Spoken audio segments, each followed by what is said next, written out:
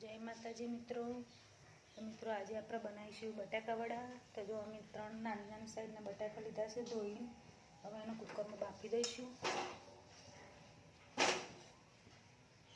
સહેજ મીઠું નાખીને અને બાફી દીધા છે. બફાઈ જાય એટલે પછી આપણે જો મિત્રો આપણે બટાકા બફાઈને તૈયાર છે. હવે બેટર બનાવી દઈએ. બેસનનું ચણાનો લોટ લીધો છે 200 ગ્રામ જેટલો. એમાં નાખીશું સહેજ હળદર,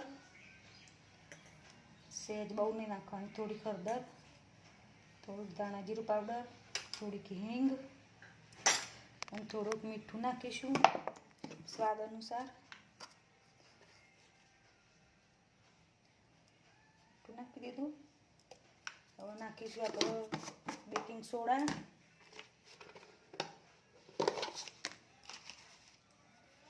તો જો આપણે નાખી દીધા બેકિંગ સોડા. હવે પાણી થોડું રેડીશું. એકદમ પતલું નહીં કરવાનું, થોડું આમ જાડું બેટર રાખવાનું. આનું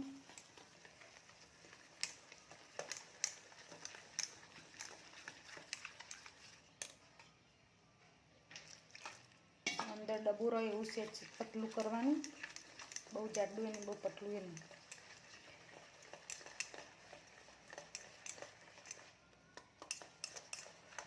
તો જો આપણું બેટર બનીને તૈયાર છે. હવે 10 મિનિટ સુધી રહેવા દઈશું. એટલી બધા બટાકા સોલી દઈએ, મસાલા કરી દઈએ બટાકામાં, પછી બનાવીશું આગળ. તો જો મિત્રો આપણે બટાકા સોલી દઈએ. હવે બટાકા સોળી જાય એટલે અંદર મસાલા કરી દઈએ. જો મિત્રો આપણે બટાકાવાળાનું માવું ભાગી દીધું છે, બધું કમ્પ્લીટ કરી દીધું છે. હવે ચાલો આપણે મસાલા કરી દઈએ. તો જો ધાણા જીરું પાવડર, થોડીક હળદર, થોડુંક મરચું, સ્વાદ અનુસાર મીઠું નાખવાનું. બહુ ખારું અને બહુ માપનું મીઠું નાખવાનું. થોડીક ખોડ નાખીશું.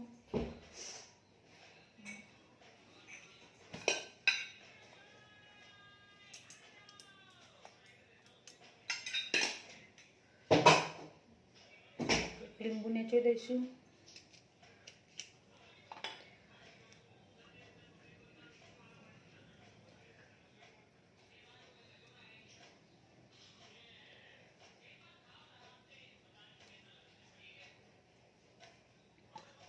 તો જો આપણો મસાલો તૈયાર છે બધો.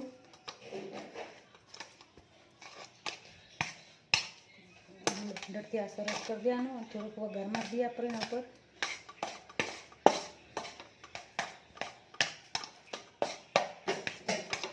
તો જો બેટર તૈયાર છે આપણું.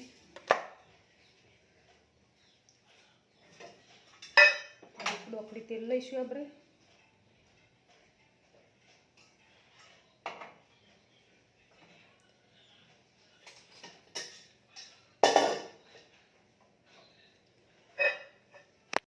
તો જો મિત્રો એટલું જીરું નાખીને થોડુંક વઘાર નાખી દઈએ આપણે.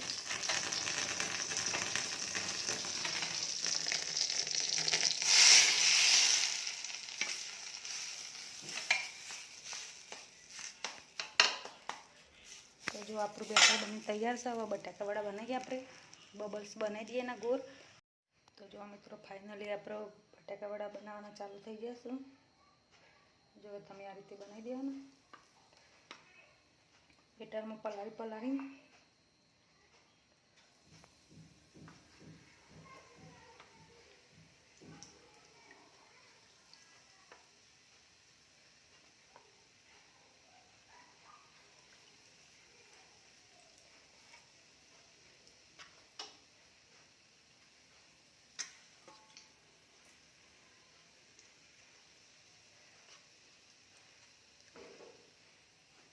થઈ જશે રેડી. હવે કમ્પ્લીટ પછી તૈયાર થયું એટલે બતાવું તમને.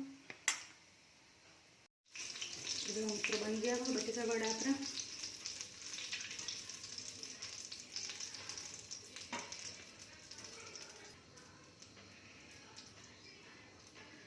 હવે ગેસ ઉપર મૂકી દઈએ, અંદર બનાવી દઈએ.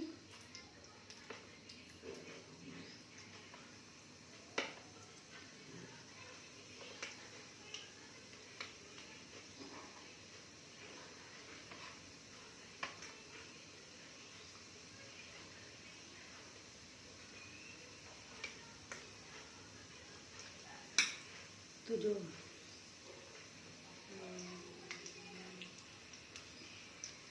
બેટર વધ્યું છે તો આપણે ભીના ડુંગળીના પકોડા બનાવી દઈએ.